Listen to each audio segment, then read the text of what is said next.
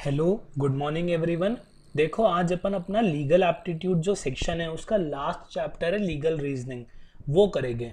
पर उससे पहले एक बार समझो लीगल रीजनिंग के अंदर अपने मॉड्यूल में क्या क्या चीज़ें दे रखी हैं।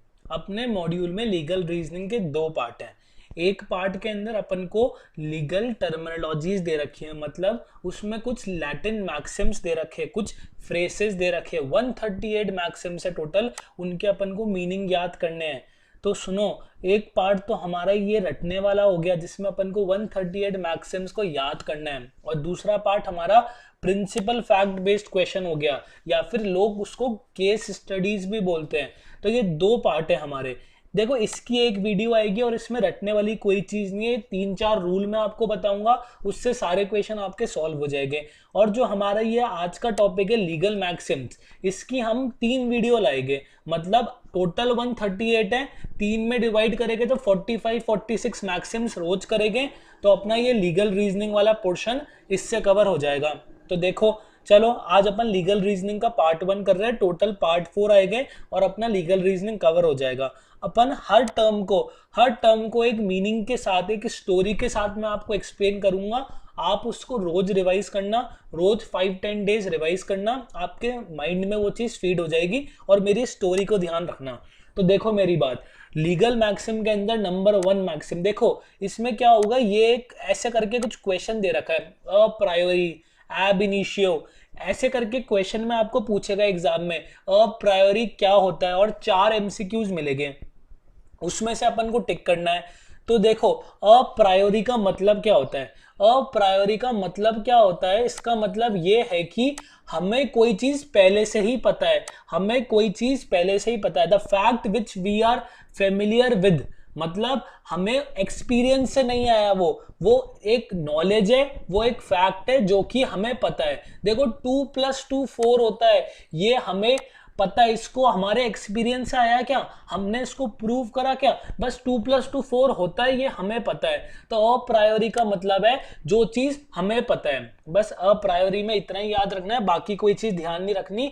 इसको एक बार ही देख लो, इसका मीनिंग क्या गिवन है, इसका मीनिंग गिवन है from antecedent to consequent, from antecedent to consequent. इसका मतलब क्या हुआ, एंटीसीडेंट का मतलब होता है जो चीज पहले से एग्जिस्ट कर रही है, और इसका मतलब होता है उसकी वजह से ये है। 2+2 4 है, इसलिए हम बोल सकते हैं कि जब हम 2 के अंदर 2 का एडिशन करेंगे तो आंसर आएगा 4। बस ज्यादा दिमाग मत लगाओ, ज्यादा डीप में नहीं जाना। हर मैक्सिम में 138 मैक्सिम है, और प्रायोरी का क्या मतलब है, जो चीज हमें पहले से पता है। ठीक है, इतनी बात क्लियर है। अब आगे चलो, एब इनिशियो, एब इनिशियो का क्या मतलब है, देखो ये अपन उसमें कर चुके हैं कॉन्ट्रैक्ट के अंदर, वॉइड एब इनिशियो, ये सारी चीजें मैं डिस्कस कर चुका हूं। एब इनिशियो का मतलब है फ्रॉम द बिगिनिंग, जैसे कि मैंने आपको कॉन्ट्रैक्ट के अंदर बताया था कि कोई चीज वॉइड कॉन्ट्रैक्ट क्या होती है, जो कि जब से अपन ने कॉन्ट्रैक्ट करा तब से ही वो वॉइड है। वॉइड एब इनिशियो का मतलब क्या हुआ, फ्रॉम द वेरी बिगिनिंग।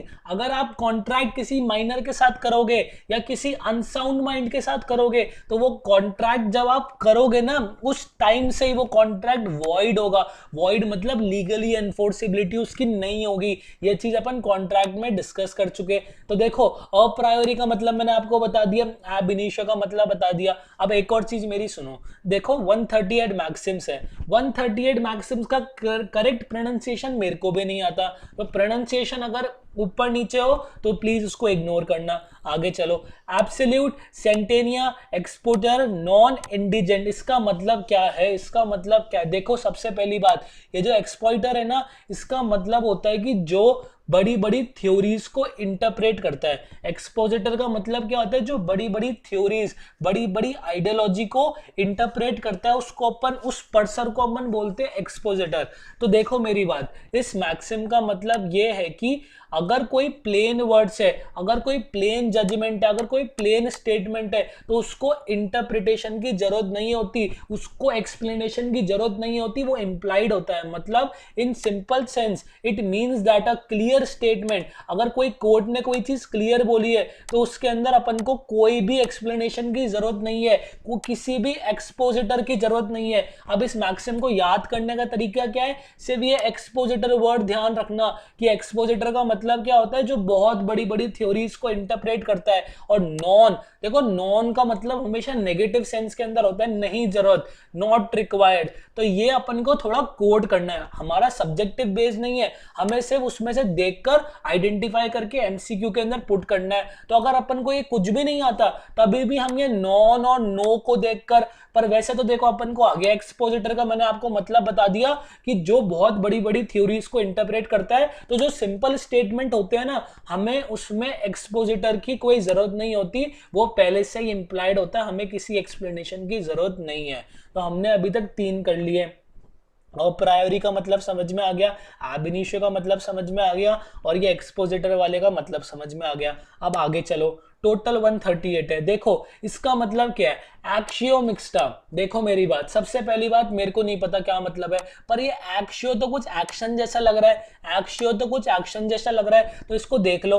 एक्शियो का मतलब क्या हुआ, एक्शन हुआ, और मिक्स का मतलब क्या हुआ, मिक्स। अगर मेरे को कुछ भी नहीं आता तभी भी जो मेरे 4 एमसीक्यूज आएंगे, मैं उसमें से कोड कर लूंगा कि मिक्स का मतलब ये और एक्शन का मतलब एक्शन, तो मिक्स्ड एक्शन हुआ इसका मतलब। अब देखो मिक्स्ड एक्शन होता क्या है, किसी ने मेरी कार ठोक दी, किसी ने मेरी कार को हिट कर दिया, तो मैंने उसके खिलाफ डैमेजेस का केस कर दिया, मैंने उसके खिलाफ मेंटल हैरेसमेंट का केस कर दिया, मैंने उसके खिलाफ 2-3 केस और कर दिए। क्यों? क्योंकि मेरे को पता है मैं एक वेल नोन आदमी हूं, मैंने उसके खिलाफ 3-4 केस कर दिए एक छोटी सी बात पे, तो मैंने उसके खिलाफ मिक्स्ड एक्शन लिया। मतलब मैंने उसको डैमेजेस के लिए भी लिया, मैंने उसको मेंटल हैरेसमेंट के लिए भी लिया, मैंने उसको जो मेरे लिए दिक्कत हुई उन सारी चीजों के लिए मैंने उस पर केस ठोक दिया। तो मिक्स्ड एक्शन का मतलब क्या हुआ, बहुत सारी चीजों के लिए आपने केस ठोक दिया। जैसे कि ये देखो मेरी बात, an action brought for the recovery of thing or compensation for damage and also for penalty, मतलब बहुत सारी चीजों के लिए हमने केस ठोक दिया।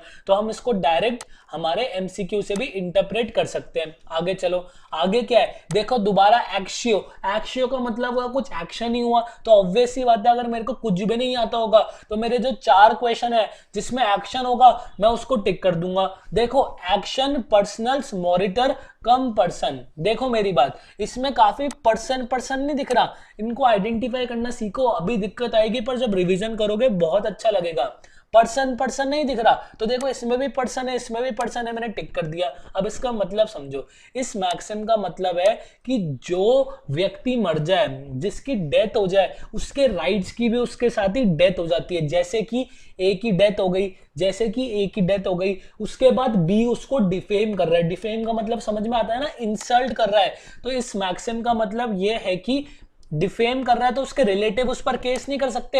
एक ही डेथ हो गई, डेथ डिफेमेशन किसका होता है, जो व्यक्ति जिंदा है उसका डिफेमेशन होता है। तो इसका मतलब यही है इस मैक्सिम का, जिसकी डेथ हो चुकी है उसका कोई डिफेमेशन पॉसिबल नहीं है। और डिफेमेशन पॉसिबल क्यों नहीं है, क्योंकि उसके डेथ होने के साथ ही उसके जो सारे राइट्स थे डिफेमेशन के खिलाफ, वो सारे की भी डेथ हो गई। समझ में आया? अब आगे चलो, दोबारा एक्शनेबल पर से एक्शन आया, जब भी एक्शन वर्ड आए अपन को एक्शन को मैच करके टिक कर देना है। इस मैक्सिम का मतलब समझो, एक्शनेबल पर से, इसका मतलब ये है कि सिर्फ the very act is punishable and no proof of damage is required. इसको पढ़ो, एक्शनेबल पर से मतलब आपने कोई एक्ट करा है, वो एक्ट के लिए कोई प्रूफ की रिक्वायरमेंट नहीं है, वो एक्ट ही काफी है आपको पनिशमेंट दिलाने के लिए। अब सर बोलोगे ऐसा कैसे हो सकता है, मैं समझाता हूं, रुको 1 मिनट।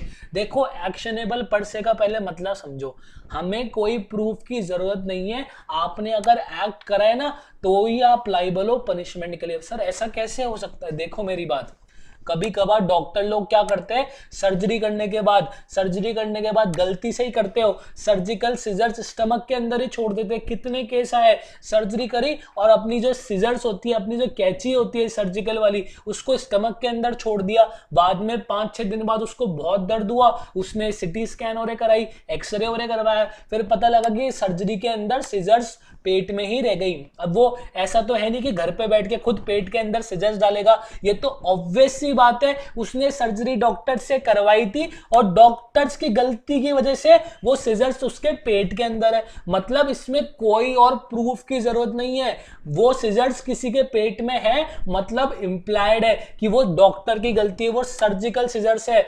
तो मतलब वो गलती किसके, डॉक्टर की। नो फर्दर फैक्ट और no further proof is required, if that action is performed then it is automatically implied that it is performed by you and you will be punished और you will be forced to pay compensation to the victim. इतनी बात समझ में आ गई। अब एक बार इनको देखो 10-10 को अपन रिवाइज करेंगे दोबारा, एक बार आगे चलो। अब देखो मेरी बात, सबसे पहले ये वाला देख लो।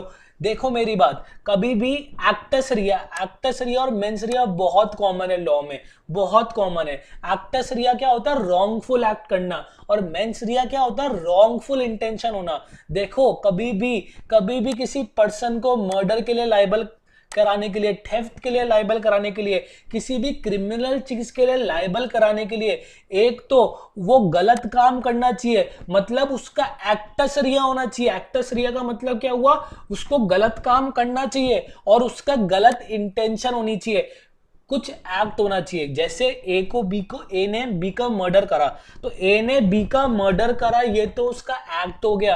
अब ए का इंटेंशन क्या था, ए का इंटेंशन उसको मारने का था, या गलती से मर गया, या गलती से उसकी डेथ हो गई, किसी वजह से गलती से डेथ हो गई, तो वो क्या होता है, मेंटल इंटेंशन होता है। तो किसी भी क्राइम में पर्सन को लायबल करने के लिए दो चीज की रिक्वायरमेंट है, एक्टस रिया का मतलब क्या हुआ, रॉन्गफुल एक्ट कमिट होना चाहिए, और मेंस रिया का मतलब क्या हुआ, उसका इंटेंशन होना चाहिए उस रॉन्गफुल एक्ट को कमिट करने के लिए। तो यही चीज इधर लिखिए, एक्टस रियस का मतलब क्या हुआ, रॉन्गफुल एक्ट। अब देखो एक मैक्सिम हमारा ये एक्टस नॉन फेसिट रेमिनेंट मेंसिट्रिया। इसका मतलब क्या है, इसका मतलब यह है कि सिर्फ एक्ट से पर्सन लायबल नहीं हो सकता।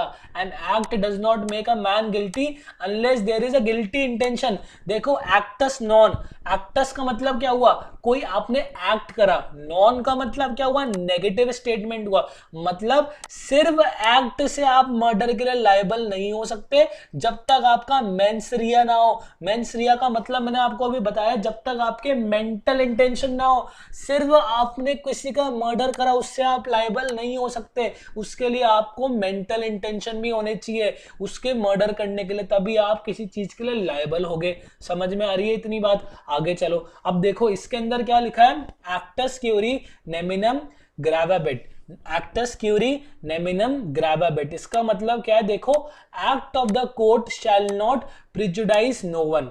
देखो मेरी बात, इसका मतलब मैं समझाऊं, इसका मतलब यह है कि देखो कभी कभार कोर्ट भी गलती कर देती है, कभी कभार कोर्ट भी रॉन्ग डिसीजन दे देती है, गलती से कभी कभार कोर्ट रॉन्ग डिसीजन दे देती है। तो इसमें लिखा है act of the court shall prejudice no one. Prejudice का मतलब क्या होता है, हार्म पहुंचाना। अगर कभी कोर्ट ने गलती से रॉन्ग डिसीजन दे दिया तो कोर्ट के पास राइट है उस डिसीजन को दोबारा रिवर्ट करने का, उस पुराने वाले डिसीजन को क्वैश करने का और न्यू डिसीजन पास करने का। मतलब कभी कोर्ट ने गलती कर दी तो उसकी वजह से किसी को हार्म नहीं होना चाहिए।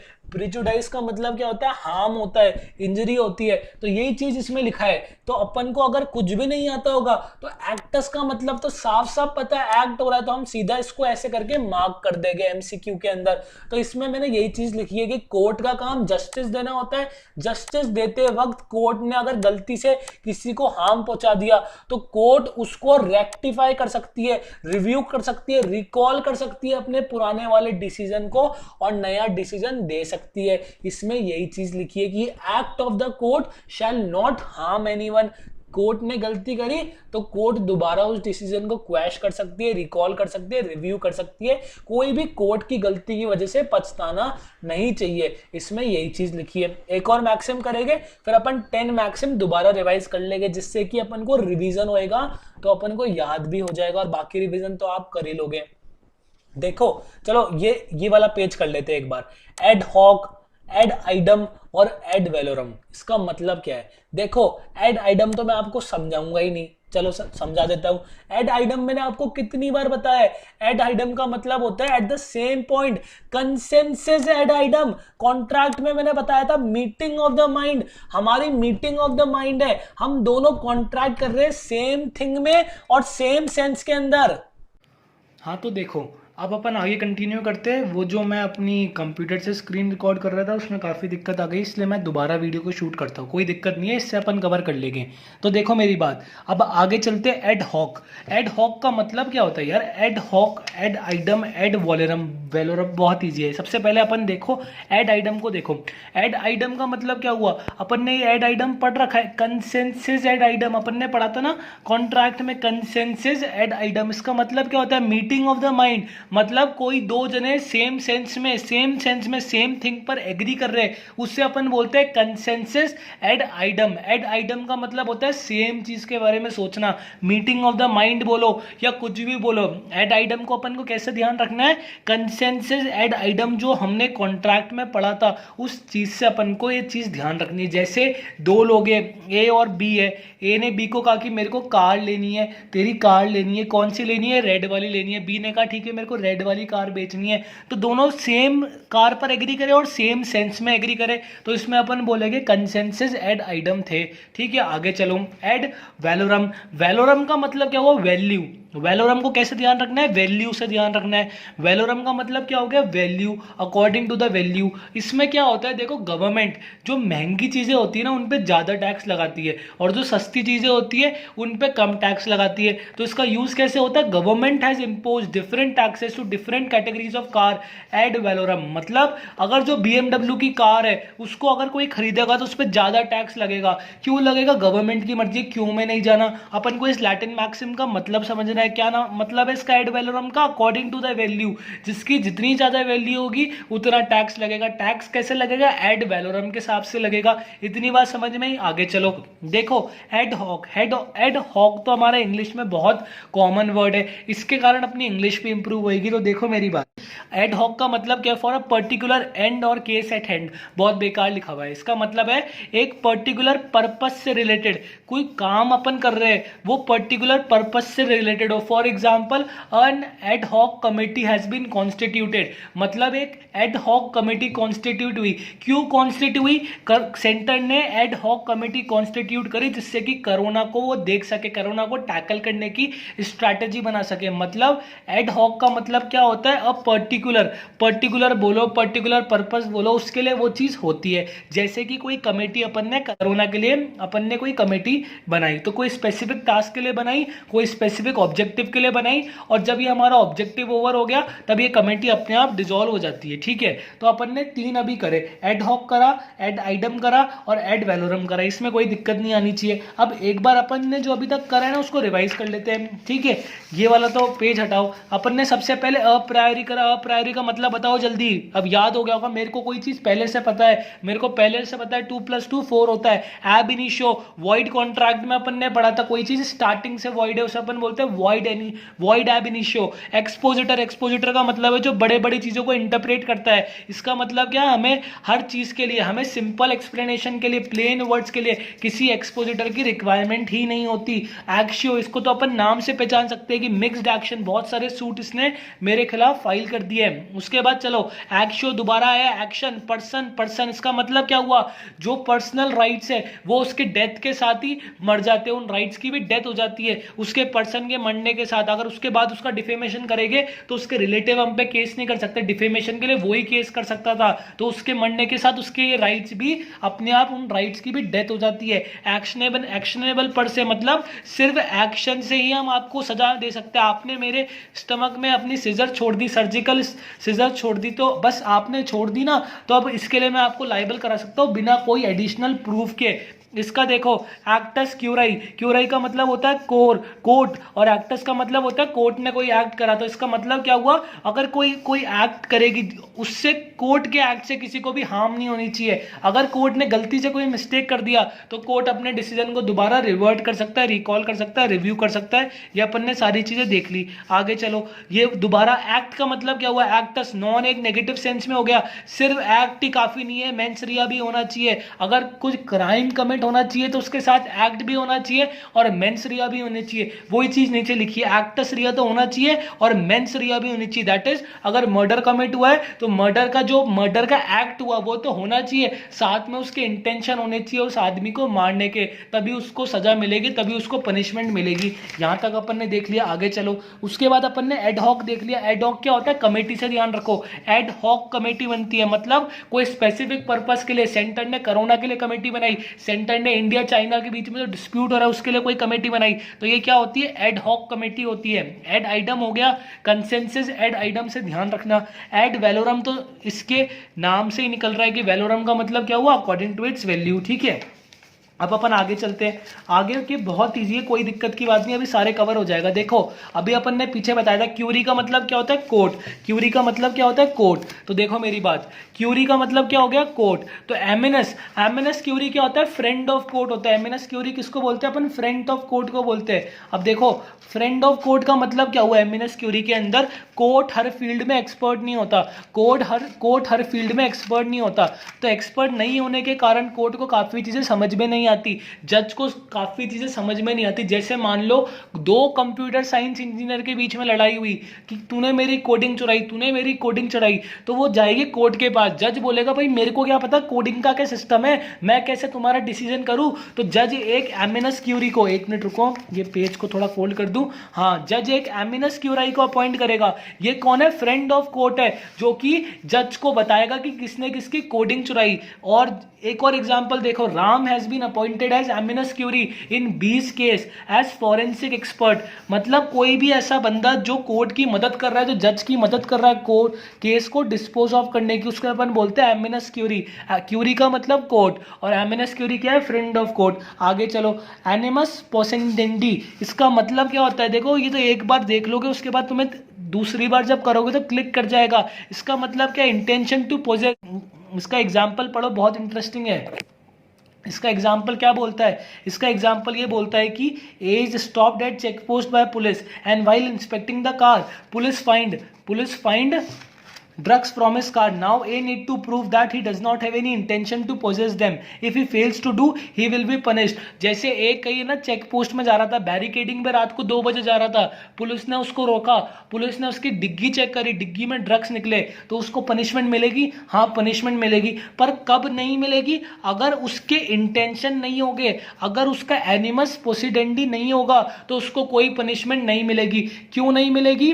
क्योंकि उसका कोई इंटेंशन नहीं थे, उसको किसी ने उसके साथ प्रैंक करा है, किसी दोस्त ने उसके मजे लिए या किसी ने उसको फंसाने की कोशिश करी है, तो कोर्ट ये चेक करेगी क्या इसका एनिमस पोसिडेंडी था या नहीं था, उसके इंटेंशन थे पोजेस करने के या नहीं थे। तो ये अपन ने कर लिया। आगे चलो, ऑडी अल्ट्रम पार्टन। ऑडी का मतलब क्या हुआ? सुनना, हियर करना।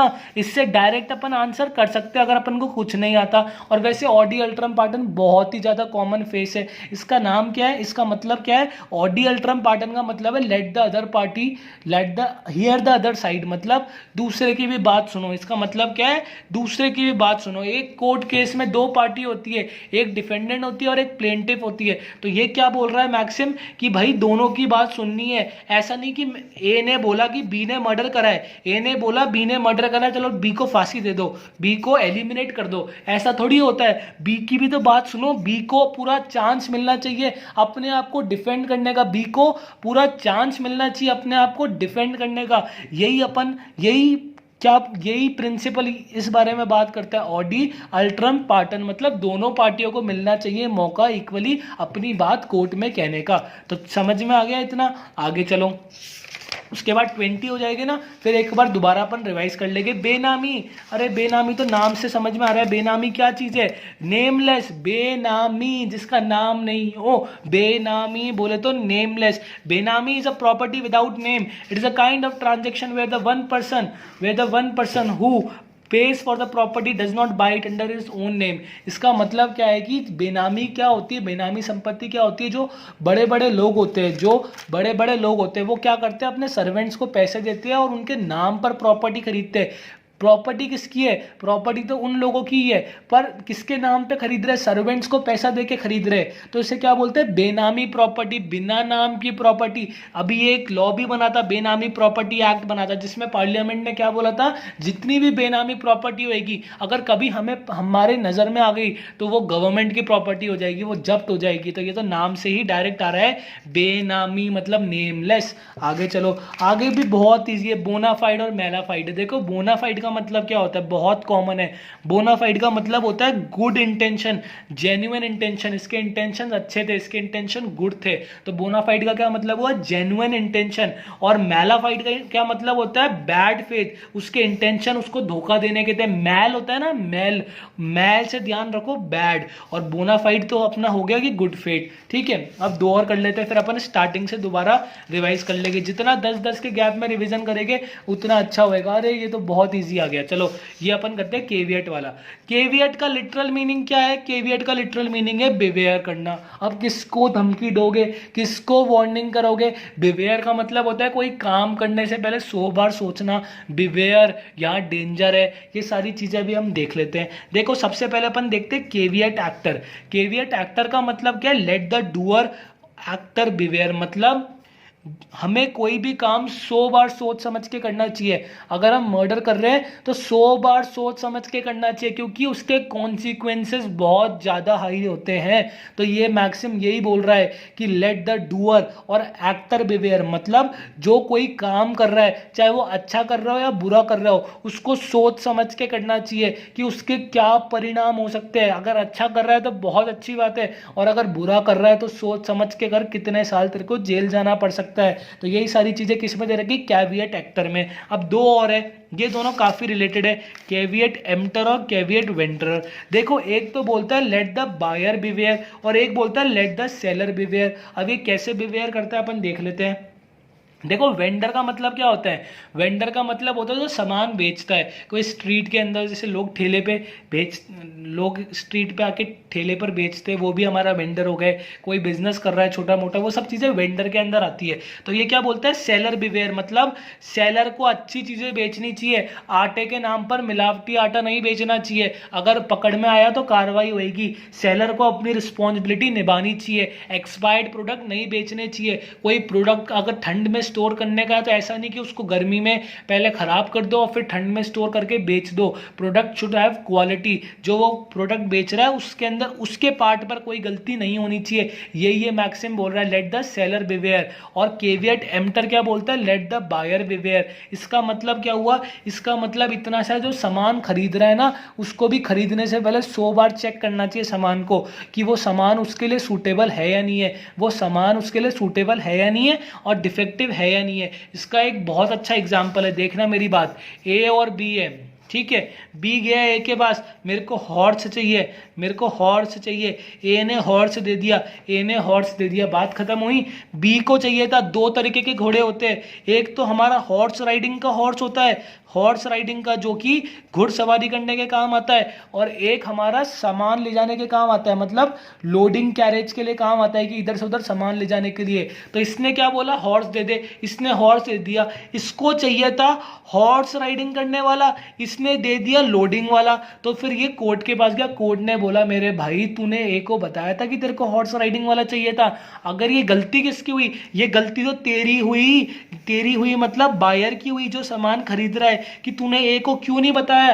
तो इस गलती के लिए हम कुछ नहीं कर सकते, गलती तुम्हारी है। तुम्हें अपनी बात को ढंग से ए को बताना चाहिए था। इसमें ए की क्या गलती? तुमने घोड़ा चाहिए था, बी ने घोड़ा, तुम्हें घोड़ा चाहिए था, ए ने घोड़ा दे दिया, बात खत्म हो गई। तो इसमें कोई डैमेजेस नहीं मिलेंगे। तो यही बोलता है caveat emptor, let the buyer beware, let the doer beware and let the seller beware. अब देखो केवियट का मतलब तो होता है एक तरीके से बिवेयर, पर इसका एक और मीनिंग होता है जो लीगल टर्म्स के अंदर होता है। इसका मीनिंग क्या होता है? देखो मेरी बात, इसका मीनिंग है कोई कोर्ट केस चल रहा है, कोई कोर्ट केस चल रहा है, ठीक है, कोई कोर्ट केस चल रहा है, तो ए क्या करेगा, एक केविएट इशू करेगा कोर्ट को और बोलेगा कोर्ट सर आप है ना इस केस को, जो आप केस अभी हैंडल कर रहे हो, ये जो केस है इसका अभी डिसीजन मत देना, क्योंकि मेरे को इसके बारे में आपको कुछ इंपॉर्टेंट चीज़ें इन्फॉर्म कर रही है। मतलब ये कोर्ट को धमकाएगा, एक तरीके से बिवेयर करेगा कि please don't give its decision unless my will is being presented to you. मतलब जब तक मैं आपके सामने अपना ओपिनियन या फिर मैं आपके सामने अपना प्रूफ, कोई मेरे पास प्रूफ है, कोई मेरे पास कुछ मेरे को आपको इस केस के बारे में बताना है, जब तक मैं आपको नहीं बताता प्लीज इस केस का डिसीजन मत देना। तो केविएट का क्या होता है, ये केविएट का होता है कि पब्लिक कोर्ट को इशू करते हैं to indicate to the official that they are not able to act in a manner mention in the caveat without first giving notice to the caveator. इतनी सी बात है। जो ए क्या हो गया इसमें, केविएटर हो गया।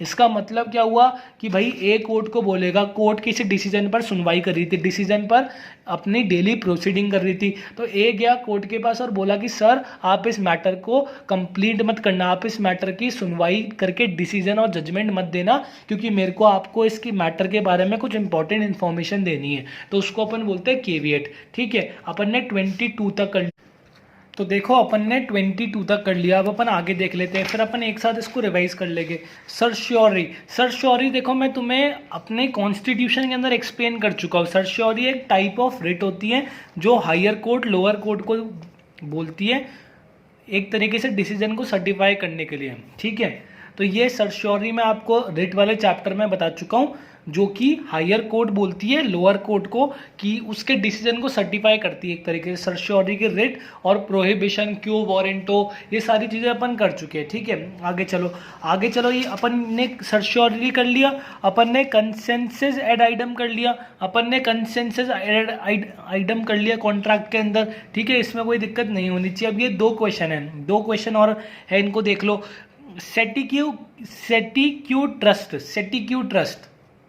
सेटिक्यू ट्रस्ट का क्या मतलब हुआ? देखो, ट्रस्ट का मतलब क्या हुआ? बेनिफिशरीज। ट्रस्ट बोले तो बेनिफिशरीज। सेटिक्यू ट्रस्ट क्या होता है? जिसको अपन अपनी प्रॉपर्टी देते हैं, जैसे फादर के बाद उसकी प्रॉपर्टी सन को जाएगी, उसके बाद उसके बच्चों को जाएगी। तो जिसको अपन अपने प्रॉपर्टी दे रहे हैं, जिसको अपन अपने एसेट्स दे रहे हैं, जिसको अपन अपने राइट टू प्रॉपर्टी दे रहे हैं, जिसको अपन अपने शेयर्स दे रहे हैं अब हमारी डेथ के बाद, उसको क्या बोलते हैं? बेनिफिशरीज। उसको इंडिया में क्या बोलते हैं? बेनिफिशरीज। वही चीज़ ये मैक्सिम बता रहा है, तो उसको ट्रस्ट से याद रखो। ट्रस्ट मतलब ट्रस्टी होना, बेनिफिशियरी होना, लीगल हायर होना, ये सारी चीज़ें ध्यान रखो। तो सेटिक्यू ट्रस्ट क्या चीज़ है? The person who has equitable right to property in India, he is known as beneficiaries. ये अपन ने कर लिया। अब अपन आगे देख लेते हैं। आगे क्या है? देखो, ये वाला बहुत बड़ा मैक्सिम है, और ये हमारा JIGL जो हमारे एग्जीक्यूटिव का पेपर है, उसमें जो इंटरप्रिटेशन ऑफ स्टैचूज है, ये मैक्सिम भी उसमें से निकल रहा है। इसका क्या है? एक्सपोजिटो। अब देखो, दोबारा एक्सपोजिटो है, पर इसके अंदर एक्सपोजिटो का मतलब क्या है? इसके अंदर ये बोलना चाह रहा है, अगर हमें किसी लॉ को समझना है तो हमें उसके जो उस टाइम के सिचुएशंस है, जो उस टाइम उसके सर्कमस्टेंसेस थे उस नेशन में, हमें उसको भी रीड करना पड़ेगा, तभी हम उस लॉ को स्ट्रॉन्गेस्ट और बेस्ट फॉर्म में समझ पाएंगे। समझ में आया ये मैक्सिम क्या बोलना चाह रहा है? ये मैक्सिम का प्रोनाउंसिएशन आप लोग देख लेना। इस मैक्सिम का मतलब ये है, the best explanation of that law would be when you will read the circumstances in which that law was passed। अगर जम्मू कश्मीर का लॉ आप पढ़ोगे, जिसमें जम्मू कश्मीर को वो स्पेशल स्टेटस हटाया है, तो ये बोलना चाह रहा है कि अगर किसी लॉ को ढंग से समझना है तो उस टाइम जो करंट सिचुएशन था, उस टाइम जिसकी गवर्नमेंट थी, उस टाइम कौन होम मिनिस्टर था, उस टाइम हमारे रिलेशनशिप कैसे थे, उस टाइम स्टेट गवर्नमेंट में किसकी गवर्नमेंट थी, उन सारी चीज़ को अगर अपन स्टडी करेंगे तो हम उस लॉ को बहुत ढंग से समझ पाएंगे। बस इतनी सी बात ध्यान रखो। ये क्या बोल रहा है? ये बोल रहा है कि अगर हमें किसी लॉ को ढंग से समझना है, बेस्ट फॉर्म में समझना है, तो उसके जब वो लॉ पास हुआ था उस टाइम की उसके साइड के सिचुएशन कैसी थी, उस नेशन की सिचुएशन कैसी थी, उसको भी हमें ध्यान में रखना है। ठीक है, आगे चलो। 26 क्वेश्चन अपन ने कर लिया। अब देखो मेरी बात, 26 मैक्सिमम अपन ने कर ली। इसके बाद ये वाली तो बहुत ईजी है, तो देखो आगे चलो। आगे क्या है, सबसे पहले अपन ये कर लेते हैं डी फैक्टो और डी ज्यूरे क्या होते हैं। देखो मेरी बात, डी फैक्टो का मतलब है by the very much fact, और डी ज्यूरे का मतलब है अकॉर्डिंग टू लॉ और as prescribed by law. De facto का मतलब है रियलिटी में, फैक्ट में हमारे इंडियन स्टेट को कौन गवर्न करता है, सच में किसके पास सारी पावर्स है, प्राइम मिनिस्टर के पास सारी पावर्स है। तो by the very much fact, by de jure, by de facto, who is the head of Indian state, prime minister is de facto head of Indian state. और law constitution के हिसाब से कौन head है Indian state का, president head है constitution के हिसाब से। तो बाय लॉ, लॉ की वजह से कौन हेड है, D jury, president is D jury head and prime minister is de facto head. समझ में आ रहा है? डी ज्यूरी का मतलब है, ज्यूरी मतलब लॉ से रिलेटेड चीज हो गई, तो ये लॉ के कारण लॉ किसको हेड मानता है, प्रेसिडेंट को, पर रियलिटी में हेड कौन है, प्राइम मिनिस्टर है। दो और कर लिया अपन ने, आगे चलो। ये डैमनम साइन इंजुरी और ये अपन ने कर लिया कि डैमनम साइन इंजुरी अपन सारा टॉट में देख चुके कि डैमेजेस हुए विदाउट एनी इंजरी, बिना इंजरी के डैमेजेस हुए। ग्लॉस्टर ग्रामर स्कूल केस जिसमें स्कूल खोला साइड में, उसको नुकसान हुआ पर उसके कोई लीगल राइट का वायलेशन नहीं हुआ। और वैसे ही इंजूरिया साइन डैमनम में क्या होगा, एशवे वर्सेस वाइट, जिसमें लीगल राइट का वायलेशन होता है पर कोई डैमेजेस नहीं होते। ये अपन ने कर लिया। देखो हर लीगल मैक्सिम का कोई ट्रिक नहीं होती, एक दो मैक्सिम याद भी करने पड़ेंगे। तो सबसे पहले देखो कॉर्पुलस डेलिक्टी, इस कॉर्पस का मतलब क्या, बॉडी ऑफ क्राइम, मतलब किस चीज पर क्राइम हुआ है, बॉडी ऑफ द ऑफेंस, किस चीज पर क्राइम हुआ है उसको बोलते हैं कॉर्पस डेलिक्टी, उसको बोलते हैं कॉर्पस डेलिक्टी। देखो कोई फिजिकल ऑब्जेक्ट जिस पे क्राइम हुआ है, जैसे कि किसी का मर्डर हो गया तो उसकी डेथ बॉडी पर क्राइम हुआ है, किसी के घर को आग लगा दी तो उसके हाउस पर वो क्राइम हुआ है, कोई चोरी कर ली, कार चोरी कर ली, तो बॉडी ऑफ क्राइम क्या है, उसकी गाड़ी है। तो कॉर्पस, कॉर्पस का मतलब एक तरीके से बॉडी होता है, कॉर्पोरस डेलिक्टी, कॉर्पोरस डेलिक्टी का मतलब क्या हो गया, बॉडी ऑफ क्राइम। समझ गए, body of crime, body of offence. अब आगे चलो, सिप्रेस, सिप्रेस का मतलब क्या होता है, देखो as nearly as may be practically possible, इसको ऐसे ही कर लो। बाकी इसका डिटेल मीनिंग होता है कि किसी को चैरिटी दी, उसने चैरिटी एक्सेप्ट नहीं करी, एक्सेप्ट नहीं करी तो वो कोर्ट गया, फिर कोर्ट ने बोला कि चैरिटी क्यों नहीं दे रहा जब तूने इसको बोल दिया था कि मैं चैरिटी दूंगा, फिर उसने कहा कि मेरे पास पैसे ही नहीं बचे, तो कोर्ट बोलेगी चल कोई बात नहीं, जितना तेरे पास पॉसिबल है उतने की चैरिटी दे दे। ये चैरिटी वाली चीज में यूज होता है, बहुत डिटेल में नहीं जाना, सिर्फ इसमें थोड़ा याद कर लो। सिप्रेस का मतलब क्या हुआ, जितना पॉसिबल है, जितना प्रैक्टिकल है उतना काम कर दे, जितना प्रैक्टिकल है, जितना पॉसिबल है उतना काम कर दे। ठीक है, आगे चले, फिर अपन सबको दोबारा रिवाइज कर लेंगे, बहुत ईजी है। सबसे पहले ये देखें, डाई इज नॉन, डाई मतलब मरना, एक तरीके से डाई मतलब फंक्शन नहीं करना। तो इसके अंदर क्या है, day on which work is not performed, जिस दिन कोर्ट खुली नहीं होती उसे अपन बोलते हैं डाई नॉन। जिस डेज पर कोर्ट खुली नहीं होती, जिस डेज पर कोर्ट फंक्शन नहीं करती, रेगुलर फंक्शन नहीं करती, उसको अपन बोलते हैं डाइज नॉन। समझ में आ गया, आगे चलो। डी नोवो, डी नोवो का मतलब होता है न्यू, डी नोवो का मतलब होता है new, to make something new. De novo का क्या मतलब होता है, टू मेक समथिंग न्यू। इसका मतलब क्या हुआ, फ्रेश बिगिनिंग, नई स्टार्ट करना। इसका मतलब मैं बताता हूँ, देखो लोअर कोर्ट में ए गया, लोअर कोर्ट में ए को पनिशमेंट दे दी, तो ए ने कहाँ अप्लाई करा, ए ने हाई कोर्ट में अप्लाई करा, तो हाई कोर्ट दोबारा उस केस की सुनवाई करेगी ना, हाई कोर्ट दोबारा उसके फैक्ट्स केस के देखेगी, हाई कोर्ट दोबारा उस केस के फैक्ट्स देखेगी, हाई कोर्ट एकदम स्टार्टिंग से प्रोसीडिंग स्टार्ट करेगी, हाई कोर्ट सारे फैक्ट्स को स्टार्टिंग से लेकर चलेगी। तो यही चीज़ है फ्रेश बिगिनिंग, मतलब दोबारा किसी केस को अपर कोर्ट में दोबारा उसकी फ्रेश तरीके से उसको स्टार्ट करना। तो नोवो को मतलब न्यू से याद करो, नोवो न्यू। ठीक है, तो अपना डी नोवो भी हो गया। डी हॉर्स, डी हॉर्स दोबारा रटने वाला मैक्सिम आ गया। डी हॉर्स का मतलब होता है outside, something which is outside the scope of agreement or contract. मतलब हम दोनों ने कुछ कॉन्ट्रैक्ट कर रखा है और कभी उसका वायलेशन हुआ, वो कोर्ट के पास गया तो कोर्ट बोलेगी यार जो तुमने काम करा है ना वो तुम्हारे एग्रीमेंट में था ही नहीं, जो तुमने काम करा है वो तुम्हारे एग्रीमेंट में था ही नहीं। ए ने बी को बोला मेरे को 20 कार सप्लाई करना, 20 कार सप्लाई का कॉन्ट्रैक्ट करा, बी ने नहीं करा तो बी को पनिशमेंट होगी, कोर्ट जाएगा तो कोर्ट बी को बोलेगी यार जो तुमने काम करा है ना तुम्हारे एग्रीमेंट में नहीं था, तुम्हारा काम था उसको सप्लाई करना, पर तुमने हमारा काम ढंग से नहीं करा, इसको इस तरह ले सकते हैं। मतलब कोई चीज़ स्कोप ऑफ एग्रीमेंट से बाहर हो, कॉन्ट्रैक्ट से बाहर हो, तुमने 15 ही करी, तुमने कार 15 ही सप्लाई करी, तो वो कोर्ट के पास जाके बोलेगा यार तुमने 15 क्यों करी, तुम्हारा तो 20 करनी थी ना। ऐसे एज ए एग्जाम्पल बताया, ठीक है, याद करने के लिए। स्टोरी, हर चीज़ की स्टोरी पॉसिबल नहीं है, पर फिर भी मैंने कोशिश करी है, ठीक है। तो डी होर्स का मतलब होता है outside the preview of your agreement or contract, something which is not mentioned very much precisely in your agreement and बस इसमें ज़्यादा कुछ नहीं करना, ठीक है। तो अपन ने 34 तक कर लिया। अब अपन आगे देख लेते हैं। अब देखो ये इजी है। देखो टॉट of deceit, deceit is equals to misrepresentation. ये एक तरीके से मिस रिप्रेजेंटेशन का टाइप है। डेसिट एक तरीके से मिस रिप्रेजेंटेशन का टाइप है। इसके सारे नोट्स अपने व्हाट्सएप ग्रुप में आ जाएंगे, चिंता मत करना अगर कुछ चीज़ें दिख नहीं रही तो, ठीक है। मैं कुछ कर नहीं सकता, मैंने वीडियो बनाई थी पर वो मेरे को वीडियो डिलीट करनी पड़ी। डेसिट क्या होता है? मिस रिप्रेजेंटेशन होता है। मतलब आपने कुछ ऐसा काम करा है जिससे सामने वाला मिस रिप्रेजेंट हुआ हो। जैसे कि A sells B a diamond ring which was later discovered to be the crystal. मतलब आपने डायमंड बोल के बेचा पर निकला क्या? वो क्रिस्टल। तो एक तरीके से आपने मिस रिप्रेजेंटेशन करा। तो आपने क्या कमिट करा? टॉट ऑफ डेसिट कमिट करा। टॉट ऑफ डेसिट कमिट करा। समझ में आ गया? आगे चलो, ये वाला बहुत इंटरेस्टिंग है।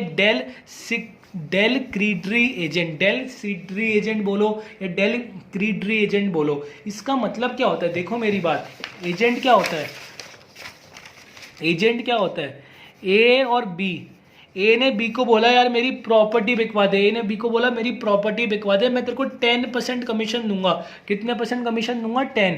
बी गया सी के पास और उसकी प्रॉपर्टी बिकवा दी, तो 10% कमीशन ए ने बी को दे दिया। ये तो नॉर्मल एजेंट हो गया। इसमें क्या होता है? ए गया बी के पास कि मैं तेरे को कमीशन दूंगा, तू मेरी प्रॉपर्टी सेल करवा दे, मैं तेरे को 10% कमीशन दूंगा, ठीक है। बी गया सी के पास, सी को बोला कि इसकी प्रॉपर्टी खरीद ले। सी ने प्रॉपर्टी ले ली पर पैसे नहीं दिए। सी डिड नॉट पेड टू ए, तो अब किसकी रिस्पॉन्सिबिलिटी होगी पैसे देना? बी को ही ए को पैसे देने होंगे। बी को ही ए को पैसे देने होंगे। इसका मतलब समझो, ये जो डेल कैडरी एजेंट है, इसका मतलब ये है कि बी अपना कमीशन लेके काम तो करवाएगा, पर अगर जिसको बी बेच रहा है उसने पैसे नहीं दिए तो उसके बिहाफ पर पैसे कौन देगा? बी ही देगा, मतलब खुद एजेंट ही देगा। ये एक स्पेशल टाइप ऑफ एजेंट की कैटेगरी हो गई। अब इसको पढ़ो। अ पर्सन, इसका एग्जाम्पल पढ़ो। A person or company that receives compensation for selling goods or services for another person or company and that agrees to pay for the goods even if no money is received from the buyer। मतलब buyer ने कोई पैसे नहीं दिए ए को, पर फिर भी देने किसको पड़ रहे हैं? बी को देने पड़ रहे हैं, क्योंकि ये एक स्पेशल टाइप का डेल क्रीडरी एजेंट होता है। डेल क्रीडरी एजेंट होता है। समझ में आया? अब आगे चलो, आगे चलो, बस अपना कंप्लीट होने वाला है। देखो ये दो एकदम सेम है, ये दो एकदम सेम है। ये दो क्या बोलते हैं? ये डेलीगेट की बात करते हैं, ये दोनों डेलीगेट की बात करते हैं। इसका मतलब समझो पहले, a delegated power, a delegated power can not be delegated further. इसका मतलब यह है कि a delegated power can not be delegated further. इसका मतलब यह है कि मैं आईएएस ऑफिसर हूँ, तो मैं अपनी पावर को अपने फ्रेंड को नहीं दे सकता कि ले मैं तो घर पे बैठ रहा हूँ, तू मेरी जगह आईएएस ऑफिसर बन जा।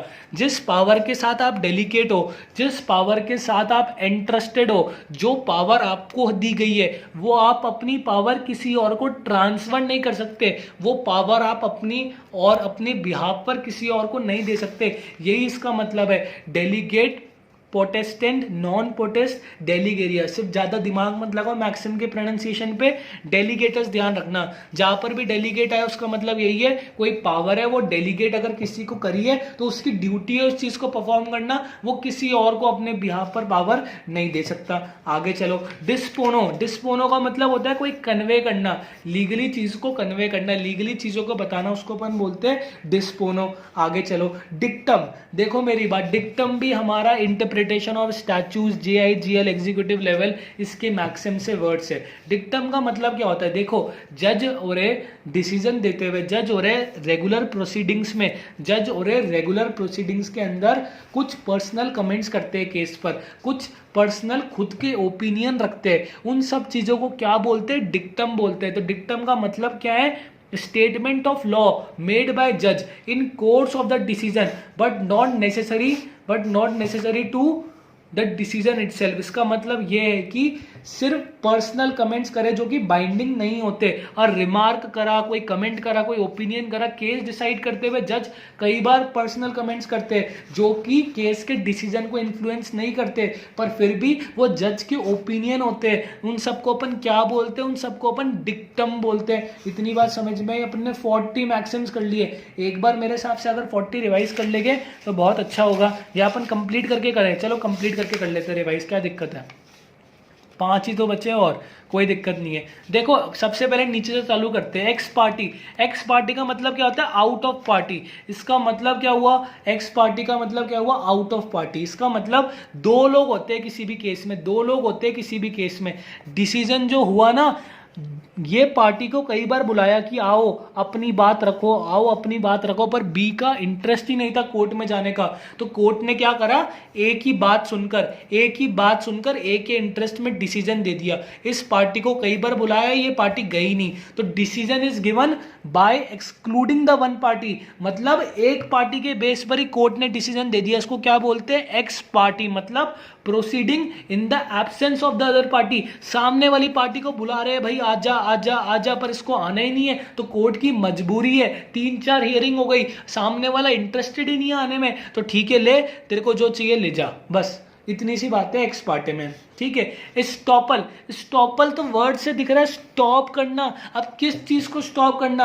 आपने कल कोर्ट में जाके कुछ स्टेटमेंट दिया, आप आज उसी कोर्ट में आके उसी केस में एक कॉन्ट्राडिक्टरी स्टेटमेंट दे रहे हो। कल तो आप कुछ बोल रहे थे, आज कुछ बोल रहे हो, तो ये चीजें कोर्ट में नहीं चलती, ये चीजें कोर्ट में नहीं चलती। स्टॉपल का मतलब क्या हुआ? It is the principle that prevent someone from arguing something or asserting something that contradicts what they have previously said. कल आपने कोर्ट में कुछ और कहा था, आज आप कोर्ट में कुछ और कह रहे हो, तो कोर्ट बोलेगा स्टॉपल, चुप हो जाओ, अपनी चीज को कॉन्ट्राडिक्ट मत करो। कोर्ट आपके मजाक नहीं कि कल को आप कुछ और फैक्ट बोलोगे और आज कुछ और फैक्ट बोलोगे। तो स्टॉपल से अपन उन चीजों को स्टॉप करते हैं, जज उन चीजों को स्टॉप करते हैं। समझ में आई? आगे चलो। एडजुस देम जनरस, ये भी हमारा interpretation of laws, statutes, JIGL executive level का पेपर 1 का शायद चैप्टर 3-4 है इसका। ये एडजुस जनरस, इसका मतलब क्या है? इसका मतलब ये है कि देखो ये सारे लॉ को इंटरप्रेट करने में मैक्सिम यूज होते हैं, डिक्टम, एडजस्टम, जनरस। ठीक है। अब देखो मेरी बात, ये जो एक्सेट्रा है ना, ये क्या डिनोट कर रहा है? ये जनरल चीज है एक्सेट्रा, और ये स्पेसिफिक चीज है 1 2 3 4। तो ये जनरल चीज क्या डिनोट कर रहा है? ये जनरल चीज स्पेसिफिक वर्ड के बारे में बता रहा है कि आगे भी नंबर्स आएंगे, आगे भी 5 4 6 7 ऐसे करके चीजें फॉलो होगी। क्या ये डिनोट कर रहा है कि आगे ABCD चालू हो जाएगी? सर बिल्कुल नहीं कर रहा। अगर 1 2 3 4 के बाद एक्सेट्रा है, इसका मतलब ये है कि एक्सेट्रा क्या बता रहा है कि आगे भी नंबर से कंटिन्यू कर रहे हैं। बस यही चीज इसमें लिखी है। When there are general words following a particular and specific words, the general words must be confined to the things of the same kind as those specified। इसमें 2 चीज ध्यान रखना, जनरल तो हमारा एक्सेट्रा हो गया और स्पेसिफिक हमारा ये हो गया। तो ये क्या बोल रहा है मैक्सिम? ये बोल रहा है जनरल वर्ड का मीनिंग हमें कैसे पता लगेगा? जो उसके पीछे के स्पेसिफिक वर्ड्स है उनको पढ़ोगे तो हमें जनरल वर्ड्स का मीनिंग पता लगेगा, उनको पढ़ोगे तो हमें जनरल वर्ड्स का मीनिंग पता लगेगा। ये बात बोलता है एडजस्ट देम जनरस। ठीक है, इतनी बात समझ में आ गई। हमने ये वाला भी कर लिया, अब 2 और कर लेते हैं, फिर अपन इसको एक बार रिवीजन कर लेंगे। अपना ये हो गया, इसके नोट्स व्हाट्सएप ग्रुप में आ जाएंगे। सॉरी यार ये थोड़ा बहुत कट रहा है, पर अपन को एक बार इसके मीनिंग और समझ में आ जाए फिर कोई दिक्कत नहीं होगी।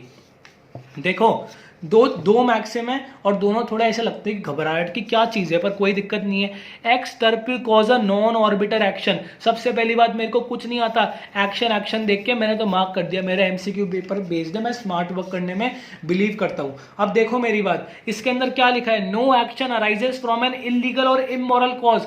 मतलब आपने कोई भी एक्शन इलीगल और इमोरल कॉज से अराइज नहीं होता। इसका एग्जांपल देखो, इसका एग्जांपल पढ़ो क्या लिखा है? A and B have decided to commit theft in C's house, C के घर में चोरी करने का प्लान बनाया ए और बी ने। चोरी करने के टाइम ए ने गलती से बी को मार दिया, ए ने गलती से मतलब बी की नेग्लिजेंस से ए को हर्ट हो गया, कुछ भी हो गया, तो मतलब बी गिल्टी तो है नेग्लिजेंस का। ए गया कोर्ट के पास और कोर्ट को बोला कि हम कल रात को आपको पता है चोरी करने गए थे, चोरी करते वक्त मेरे लग गई, मेरे इंजरी आ गई, और किसकी वजह से आई? इंजरी बी की नेग्लिजेंस की वजह से आई, तो आप इसको नेग्लिजेंस में पनिशमेंट दो। कोर्ट बोलेगा तुम कल इलीगल काम कर रहे थे, कोई भी एक्शन इलीगल काम से अराइज नहीं होता, no action arises from an illegal cause. मतलब अगर कोई इलीगल काम कर रहे होगे, उससे तुम्हें कोई एक्शन, उससे तुम्हें कोई फायदा, उससे तुम्हें कोई सोचो कि मैं इसके खिलाफ डैमेजेस क्लेम कर लूंगा, तो ऐसी चीजें पॉसिबल नहीं है। ये हमारा 45th मैक्सिम बताता है। इसके ऊपर वाला देखो, इसके ऊपर वाला भी वही है, एक्सप्रेसियो यूनिनस एस्ट एक्सक्लूसिव एल्टरस, जो भी है देख लो। देखो एक्सप्रेशन, एक्सप्रेसियो से साफ साफ निकल रहा है एक्सप्रेशन, तो अपन ने सीधा मार्क कर दिया अगर अपन को कुछ नहीं आता, वरना ये भी इंटरप्रिटेशन ऑफ स्टैचूज का ही है, ये सारे लॉ को इंटरप्रेट करने के तरीके बताते हैं, ठीक है। तो इसका मतलब क्या है कि express mention of one thing implies the exclusion of other thing, ठीक है। यहां तक देखो, इसका मतलब ये है कि अगर मान लो एज ए एग्जाम्पल ये कहीं गिवन है, one individual can become the director of a company, मतलब एज ए एग्जाम्पल बोल रहा हूँ, सीरियसली मत लेना, एक ही इंडिविजुअल एक कंपनी का डायरेक्टर हो सकता है। इसका मतलब क्या हुआ? उस कंपनी के 2 डायरेक्टर नहीं हो सकते, 3 डायरेक्टर नहीं हो सकते, 4 डायरेक्टर नहीं हो सकते। मतलब इस स्टेटमेंट ने बाकी सारी पॉसिबिलिटीज को ऑटोमेटिकली खत्म कर दिया, इस स्टेटमेंट ने बाकी सारी पॉसिबिलिटीज को ऑटोमेटिकली खत्म कर दिया। यही चीज लिखा है, अगर कोई प्रॉपर्ली स्टेटमेंट एक्सप्रेस्ड है तो वो अपने आप ही जो इंप्लाइड मीनिंग होता है उन चीजों को खत्म कर देता है। अगर इसने बोला है कि 1 इंडिविजुअली बन सकते हैं, तो 2, 3, 4, 5, 10 इन्फिनिटी वाली पॉसिबिलिटी ही खत्म हो गई। ये हमारे पार्ट 1 45 मैक्सिम्स हो गए। एक बार अपन इसको दोबारा रिवाइज कर लेते हैं स्टार्टिंग से। तो देखो एक बार स्टार्टिंग से रिवाइज कर लेते हैं। देखो सबसे पहले अपन ने अप्रायोरी करा, अप्रायोरी का क्या मतलब है? कोई चीज़ हमें पहले से पता है, याद हो गया। एब इनिशियो अपन कई बार कर चुके। इसका मतलब क्या है? जो फालतू की थ्योरीज को इंटरप्रेट करता है, जो थ्योरीज को इंटरप्रेट करता है, जो बड़ी बड़ी इंटरप्रिटेशन देता है, जो बहुत बड़े बड़े फॉर्मूलाज इंटरप्रेट करता है, तो यही चीज़ अपन कर चुके। आगे चलो, एक्शियोमिक्स अपन कर चुके, एक्शन पर्सनल्स अपन कर चुके कि भाई कोई भी पर्सनल एक्शन, किसी की डेथ होने के बाद उसके राइट सब खत्म हो जाते हैं। एक्शनेबल पर से अगर आपने मेरे पेट में सीजर छोड़ दी तो आप सीजर्स छोड़ दी, उसके लिए लाइबल हो गए विदाउट एनी प्रूफ। ये ऑटोमेटिकली प्रूफ है कि मेरे स्टमक में सीजर्स है, और क्या प्रूफ चाहिए? ठीक है, कोर्ट अपनी गलती को रेक्टिफाई कर सकती है। किसी भी क्राइम के लिए एक्ट भी होना चाहिए और इंटेंशन भी होना चाहिए, सिर्फ एक्ट से कुछ नहीं होता। एक्टस रिया मेंस रिया अपन ने कर लिया। एड हॉक कमेटी के बारे में अपन ने करा कि एड हॉक कमेटी क्या होती है। एड आइडम कर दिया, कंसेंसस एड आइडम कर लिया। वैल्यू, बीएमडब्ल्यू पर चार्ज अलग लगेगा और गाड़ी पर चार्ज अलग लगेगा। फ्रेंड ऑफ कोर्ट, एमिनस क्यूरी कौन है? Friend of court. ड्रग वाला केस कर लिया कि भाई पोजेस करने का इंटेंशन था या नहीं था। दूसरे पार्टी को तो अपॉर्चुनिटी दोगे ना, हर पार्टी को अपॉर्चुनिटी मिलनी चाहिए, चाहे उसने कितना भी हीनियस क्राइम करा अपने आप को डिफेंड करने का। बेनामी संपत्ति का कर लिया। बोनाफाइड और मैलाफाइड का अपन ने कर लिया कि बोनाफाइड मतलब गुड, मैलाफाइड मतलब मैल मतलब बैड इंटेंशन। केविएट अपन ने कर लिया। केविएट क्या होता है? बिवेयर। किसको? कोर्ट को बोलेगे सर थोड़े दिनों बाद डिसीजन देना, जब तक मैं अपना ओपिनियन एक्सप्रेस नहीं कर लेता आप डिसीजन मत दो। केविएट टेम्प्टर हो गया, केविएट वेंडर हो गया, केविएट एक्टर हो गया। केविएट वाली सारी चीजें समझ में आ गई। ये सर्शोरी वाली डेट अपन ऑलरेडी कर चुके। ये ट्रस्ट, ट्रस्ट कैसे आता है? बेनिफिशियरी। हम किसको ट्रस्ट करेंगे कि हमारी प्रॉपर्टी किसके पास जाएगी, वही मैक्सिम ये चीज बताता है। ठीक है, ये दोबारा एक्सपोजिटर वाला आ गया कि अगर हमें किसी चीज को पढ़ना है, किसी लॉ को पढ़ना है, तो उसके करंट सर्कमस्टेंसेस को भी पढ़ना जरूरी है। कॉर्पस का मतलब क्या होता है? बॉडी ऑफ क्राइम, किस पे क्राइम हुआ है। सिप्रेस, सिप्रेस का मतलब एज शॉर्ट एज प्रैक्टिकल, ये वाली बात हो गई। डैमनम साइन इंजुरी अपन कर चुके। ये प्रेसिडेंट प्राइम मिनिस्टर वाली बात कर चुके। D jury D facto head वाली बात कर चुके। डी हॉर्स फॉरेन वाली बात कर चुके। डी न्यू मतलब दोबारा केस को रीस्टार्ट करना, उसकी प्रोसीडिंग्स को नई कोर्ट दोबारा रीस्टार्ट करेगी। डाइज नोन मतलब जब कोर्ट फंक्शन में ना हो, किसी स्ट्राइक के कारण हो सकता है या नॉर्मल हॉलीडे के कारण हो सकता है। टॉर्ट ऑफ डेसिट क्या होता है, मिस रिप्रेजेंटेशन से सिमिलर होता है। डेल सेड्री एजेंट क्या होता है, जो एजेंट कमीशन तो लेता है पर अगर जिसको उसने बेचा अगर वो पैसे नहीं देता तो एजेंट को अपनी जेब से पैसे देने होते हैं। ये डेलीगेशन वाला हो गया, जिसको जिसको जिसको भी पावर डेलीगेट करी है वो पावर किसी और को ट्रांसफर नहीं कर सकता। डिक्टम वाला हो गया पर्सनल रिमार्क्स, जजमेंट पास करते हुए कई बार पर्सनल कमेंट्स करता है, ओपिनियन रखता है, उसे अपन बोलते हैं डिक्टम। डेस्पोनो मतलब कोई चीज़ को लीगली कन्वे करना, कोई चीज़ को लीगली कन्वे करना, ठीक है। एस्टॉपल मतलब तुमने कल कोई स्टेटमेंट दिया और आज कोई अलग स्टेटमेंट दे रहे हो तो उस चीज़ को रोकता है कोर्ट। एक्स पार्टी मतलब एक पार्टी को इंक्लूड करके जजमेंट दे दिया, दूसरी पार्टी आई नहीं रही तो हम क्या करें। और एड जुस्डम जनरस, एड जुस्डम जनरस का मतलब यार जो जनरल का मीनिंग कहाँ से आएगा, जो उसके पहले के स्पेसिफिक वर्ड्स है उससे ही उसका मीनिंग आएगा। उसके बाद देखो एक्स, ये सब क्या चीज है, no action arises from an illegal cause. चोरी कर रहे हो, चोरी करने में आपके लग गई तो आप कोर्ट के पास जाके बोलोगे वो जो लगी है उसका कंपेंसेशन दो। कोर्ट बोलेगी आप इमोरल एक्टिविटी कर रहे थे इसलिए कोई राइट ऑफ एक्शन आपका राइज ही नहीं होता, ठीक है। और ये क्या हो गया, ये भी वही हो गई कि एक्सप्रेस, अगर कोई चीज पहले से एक्सप्रेस है इसका मतलब जो बाकी चीजें वो अपने आप एलिमिनेट हो गई, बाकी चीजें अपने आप एलिमिनेट हो गई। हमने 45 मैक्सिम कर ली है, उम्मीद है समझ में आया होगा। ये सारे नोट्स अपने व्हाट्सएप ग्रुप में आ जाएंगे, उसमें से आराम से पढ़ लेना। अभी इस वीडियो से कॉन्सेप्ट समझ लो, कोई डाउट हो मेरे को रिंग करना, मैं व्हाट्सएप पे हमेशा अवेलेबल रहता हूँ। नीचे ग्रुप का लिंक दे रखा है, जो लोग नए ज्वाइन कर लो। 3 ग्रुप ऑलरेडी फुल है, ये 4th ग्रुप का लिंक है, सारे नोट्स और सब कुछ वहीं पर आती है। थैंक्स फॉर वॉचिंग और सब्सक्राइब जरूर करना प्लीज, ठीक है। Thank you very much.